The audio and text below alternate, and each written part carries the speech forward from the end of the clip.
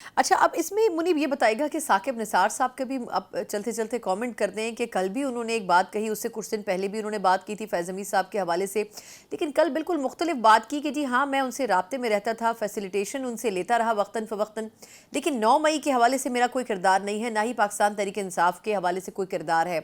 تو ان کو کیوں ضرورت محسوس ہو رہی ہے کہ وہ اپنی پوزیشن کلیئر کرے، جبکہ کچھ دن پہلے وہ کہہ رہے تھے کہ فیض حمید صاحب سے ان کے کسی قسم کے کوئی روابط نہیں تھے؟ دیکھیے، جو بات کل انصار عباسی صاحب ایک بڑے زیرک اور بڑے ویل کنیکٹڈ صحافی ہیں، جو ان کی سٹوری میں گفتگو آئی، اور میں اس بات پہ کہتا ہوں کہ انصار عباسی صاحب دروغ گوئی نہیں کرتے، وہ فیکٹس کے اوپر بات کرتے ہیں۔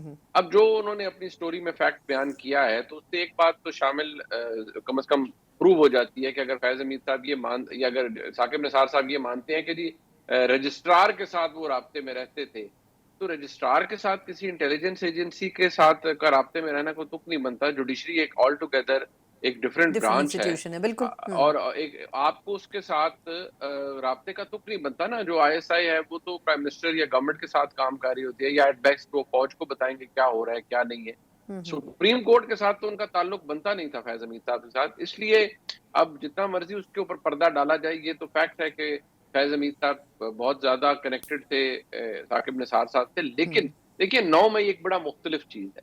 مجھے نہیں لگتا کہ فیض حمید صاحب کا کے علاوہ یا چلے ثاقب نثار صاحب کا کوئی 9 مئی میں کردار ہو سکتا ہے۔ ہاں، جو الزام لگایا جا رہا ہے، جو تاثر بنایا جا رہا ہے، جس کے فیکٹس ابھی تک میں دوبارہ کہوں گا کوئی اس کے لیے ایویڈنس موجود نہیں ہے، کوئی وہ الزام ہے صرف یہ۔ وہ الزام یہ ہے کہ جی ثاقب نثار صاحب کا جو اثر و رسوخ ہے، وہ شاید استعمال کیا گیا عمران خان صاحب کی جانب سے سپریم کورٹ کے اندر موجود چند جج صاحبان کو انفلوئنس کرنے کے لیے کہ وہ باقاعدہ طور پر عمران خان صاحب کو ریلیف دیں۔ یہ الزام ہے۔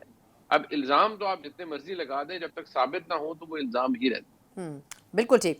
اچھا، یہ فرمائے گا کہ اب جس طرح اب خان صاحب ایک طرف تو ملٹری کورٹس میں ٹرائل کی بات کر رہے ہیں کہ مجھے لگ رہا ہے کہ وہاں مجھے لے کے جانے کی کوشش کی جا رہی ہے، آپ کو لگتا ہے کہ فیض حمید صاحب کا جو ملٹری جو بھی کورٹ مارشل ہوگا وہ تو ان کا ایک اپنا اندرونی سسٹم ہے، اس کے اندر رہتے ہوئے ہوگا، کیا اس کو سامنے رکھتے ہوئے ایسا ہو سکتا ہے کہ اس کے پیرالل خان صاحب کا ملٹری کورٹس میں ٹرائل کیا جائے؟ مطلب ان کو آپ انٹر کنیکٹڈ کر سکتے ہیں؟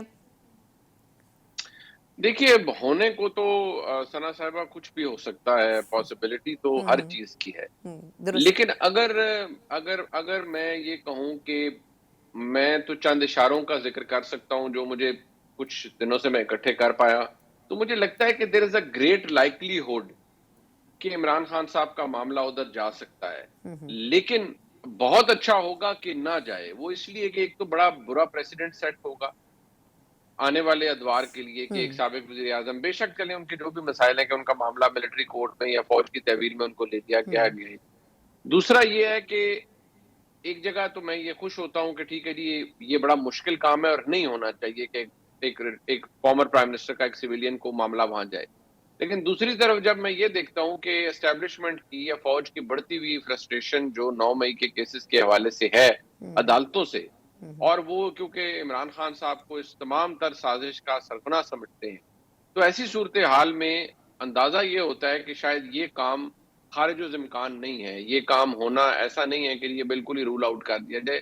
یہ یا اس سے ریلیٹڈ کچھ نہ کچھ ضرور ہو سکتا ہے۔ ٹھیک۔ لہٰذا مطلب اس کی لیگیلٹی کے اوپر آپ سوال کر لیں، اس کی پریکٹیکل ہونے پہ آپ سوال کر لیں، لیکن بہت احترام کے ساتھ جب تناؤ یا لڑائیاں اس سٹیج پر چلی جائیں تو میں یہی عرض کرتا ہوں کہ پھر قانون آئین کی بات نہیں رہتی، وہ تو شاید چھٹی پہ چلے جاتے ہیں اور ہی پاکستان معاملات میں ہوتے ہیں۔ اس کی بڑی مثالیں۔ اچھا